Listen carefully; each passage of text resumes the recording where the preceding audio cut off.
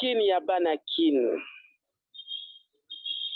Bolukaka koyemba, lelo bokoyemba. Bolukaka koyemba, lelo bokoyemba. Dirait le peuple congolais pour t'encourager à faire ton art. Plutôt comme un défi chaque jour au quotidien au lieu d'un encouragement. Donc, yetu mugini, hakuna bikini, hakuna Lamborghini, mais tout qu'on a musique. L'esprit à kin, toujours saï, malgré vie, et la tekinine. Ah, l'esprit à kin. Banakin, esprit kinois. Toujours mboka musique, et c'est là depuis baka, depuis ba décennie, au boyo sali mokili na oya diso ya ngoyo. Pe ezanini, mboka ya la rumba, mboka ya papa wemba, ya Kofi Matilu, Grand Kale, mboka ya Lokwa Kanza, mboka ba Swahili, ya ba Mongo, ba Lupa, mboka ya Bateke, mboka ya Emenea, mboka ya Fali Pupa, ya Franco, ya Tabule, mboka ya Fere, mboka ya Wenge Muzika, Mbia Bel, pe lisusu ya Lisi Yenga. Mabele Lisa, mboka na biso bakoko, musique etamboli na peuple na bango ya Congo.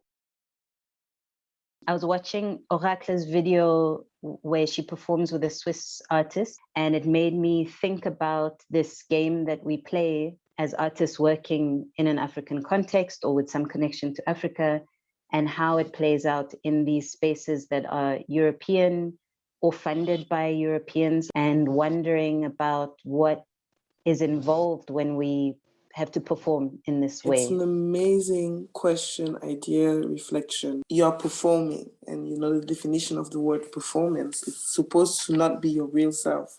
So where does myself end and where does the performance begin? Moi, en rapport avec ça, je dirais déjà, de par mon sang, il y a un peu deux choses qui coulent là-dedans.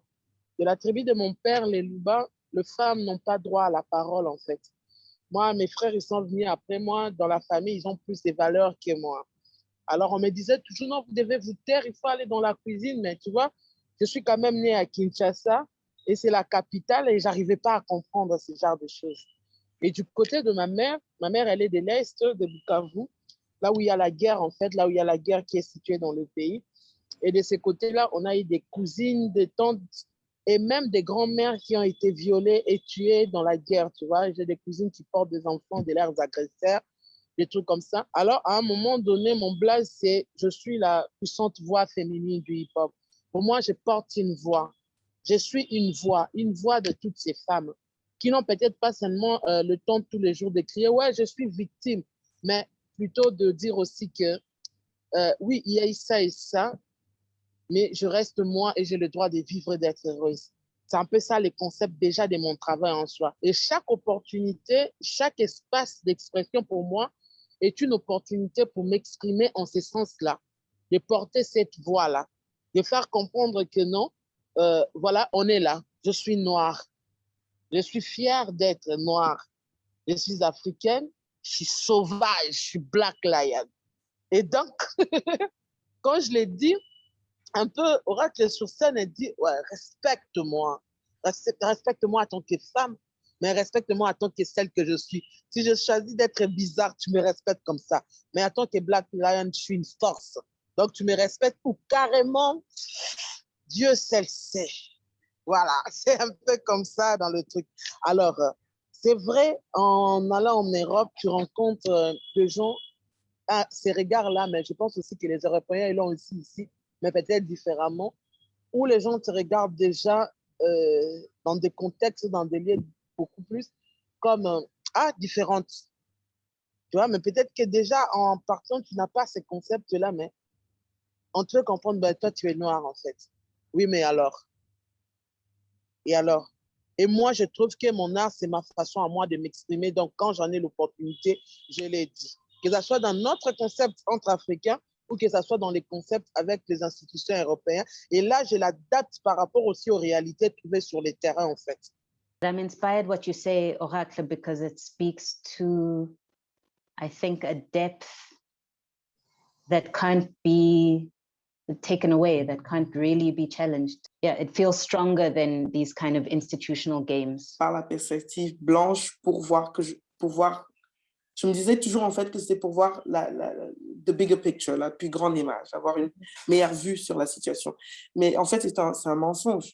Tu fais ça automatiquement, c'est aussi a safety thing. Donc, tu essayes de te contrôler dans cet espace blanc parce que tu es noir. Donc, tu n'es jamais en fait dans cette position de privilège où tu peux te percevoir d'abord en tant que toi, en tant que forme vivante, mais toujours en contexte avec ces gens blancs. In the South African arts world, it's kind of the same thing. You are marginalized, you know, and just because you're in South Africa doesn't mean you are surrounded by even more Black people. There's still socioeconomic structures that make you that one Black person amongst many white people. What I've noticed since I've moved to Amsterdam is that it's the same, but it's deeper, because now I feel like I have to be a representative of South Africa, represent the whole country. I don't even know the whole country. I haven't been to the whole continent, girl. You're the whole continent. And in a way, I think I want to deliberately fail this representation. I'm really exhausted with this, like, now's your chance to push through something under these auspices. Like, when do I start to actually just make work without having to consider this question of Africa, you know, in that space? In my scene, experimental contemporary music, there is, when I tour, in France, there is 0 Black artists. And in the audience, I would say almost the same. It's very rare. But we have a very privileged French network of institutions, you know? When I'm working in South Africa, I feel like I'm often in a state of fighting one of the struggles being about state funding, and feeling just exhausted trying to talk to state funders about artistic projects, where I find a lot of the time European funders are more open to speaking about it from a creative level. The privilege in this part of the world allows you to not have to fight in the same way, or you can kind of do it slow, or you can chill. And that's also improved, or like, it's also helped my practice a lot, because I'm not thinking within the confines of like a South African narrative all the time. Like, it's expanding into other possibilities. I realized that I've never worked in Zambia, right? So and my bio, unfortunately, you know, the way that I am represented on paper often says that I'm a Zambian-born artist, which is true. I've lived in South Africa for many years.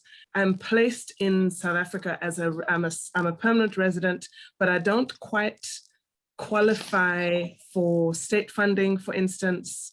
And I think part of my exhaustion is feeling really not stuck necessarily, but a bit like, oh no, there are other ways to, I guess, represent myself somehow as an artist who has non-South African and South African lineage as well. In the rest of the continent, we have varying levels of state support for the arts. I mean, like, maybe we are actually very lucky in South Africa to have anything compared to other countries. Thank you, dear. Thank you for acknowledging this, because Cameroon is a dry land.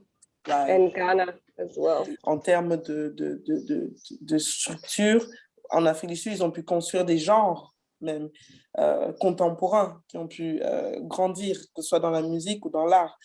Au Cameroun, on n'a pas cette chance-là, et que quand on continue toujours à travailler aussi avec l'histoire de nos ancêtres, not just as a reverence and a love, but also a lot because there's a lack of something. Il n'y a pas vraiment quelque chose qui a été créé de substantiel, qui est contemporain, tu vois, qui tient un peu la route. Je crois qu'il y a un peu de ça aussi dans le truc où on travaille souvent toujours avec les trucs qui étaient anciens. Je veux dire, notre culture, elle est tellement riche, mais je crois qu'il y a vraiment des choses à explorer dans cela qui peuvent aussi tenir la route, en fait. Mais je le ressens. Tu le ressens. C'est vrai que... On se retrouve dans des festivals, par exemple, nous de la République. On est des guerriers. On est des guerriers. C'est pas les opportunités, il n'y a pas, c'est mort. Mais on est des lions, tu vois. La violence. La violence. Et ça, c'est positif et c'est négatif, quoi. Le fait que les Camerounais soient violents. Tu vois, ils peuvent te faire des coups très bas, justement, dans ce truc-là, dans ce same vibe-là. Mais aussi, il y a des génies, quoi. Les plus grands curateurs africains, c'est tous des Camerounais. Je veux dire, tu vois, les Simon Djami, les Christian, c'est des Camerounais. C'est des Camerounais tous. Donc, il y a quelque chose là où on a la possibilité, je crois qu'on est très doué pour connecter et rassembler les gens. Bonaventure, je ne sais pas si vous connaissez. Bonaventure, je connais. Voilà, J'étais à sa vie. Tu étais à sa vie, tu sais qu'il il Oui. est maintenant directeur du House des J'ai vu cultures ça. françaises. Oui. Tu as vu le Tu bâtiment, vois, ma soeur? c'est pour ça que ça m'étonne quand tu dis que les Camerounais n'ont pas des Non, opportunités. je dis qu'on n'a pas, je veux dire en termes de funding, tu vois, parce qu'elle parlait des Ouais. funding.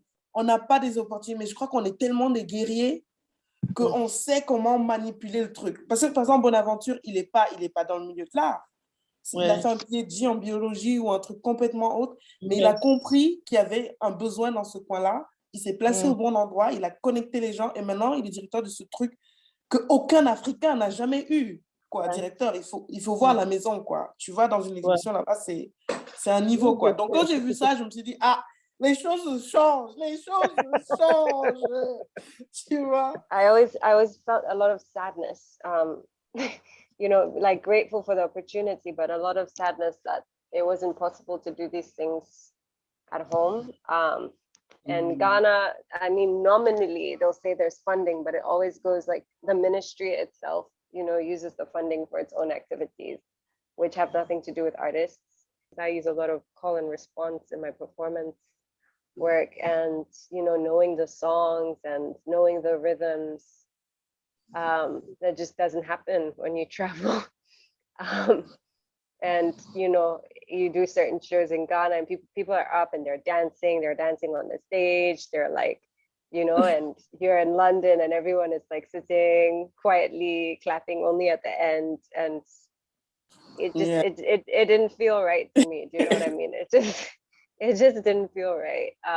Because in Ghana, like the more independent scene, it's like the Goethe Institute, it's Alliance Française. Why can't we create alternatives, you know? And I think Ghanaians are also very good, like Elsa said, at creating opportunities for ourselves. So I'm trying to find my own other way. Remarkable. It's beautiful because I remember I saw you in London. I don't remember which institution. There I saw also like the business side of you. And I was like, okay, this is possible. You know, we can do that. Seeing if we're connecting the two privileged spaces like Africa and here and trying to swing those resources back. That's basically what I'm trying to do. One of the best decisions of my life, moving back to Africa. I know that doing that move back home, it reconnected me to such a rich history, artistic, where I feel like I will never go dry on ideas musically. Never. It would never happen. And I felt like this is like for the first time in my life, I felt like connected to global history, but also connected to my own, you know, like personal. And like, this is like, I guess that's the way you find your purpose. But like, I felt like this is the thing that makes me like, it fills my soul, but it also gives back to the world. And it's like my ancestors still here, like, because I'm doing this work, they still get to like live. And at the same time, I don't get to focus so much on like Afro-American slavery narrative, which I did, like, you know, and look for some African culture growing up here. So yeah, I can totally relate. We just need to find alternative ways. And it might take us, at least me, first generation born here, to like crush those spaces and walk in there with such a confidence they cannot say no, you know. And I don't even know where that strength is coming, but like seeing you was definitely a mark point. I still remember that in that space, like, and now seeing you like materialize this thing that we talked about, it's also like, it's such a nice push. I think I'm sitting with both a feeling of strength that these connections do exist and that all of you are doing such amazing, really profound, intergenerational work that sees both the past and the future and the present in such beautiful, productive, honest ways. And I'm also sitting with the feeling of exhaustion that a lot of you have mentioned. And I feel like that's also another area that more and more is becoming a conversation, what exhaustion is amongst artists, amongst women artists, amongst African artists, all the things that contribute to that and how it is useful or not useful.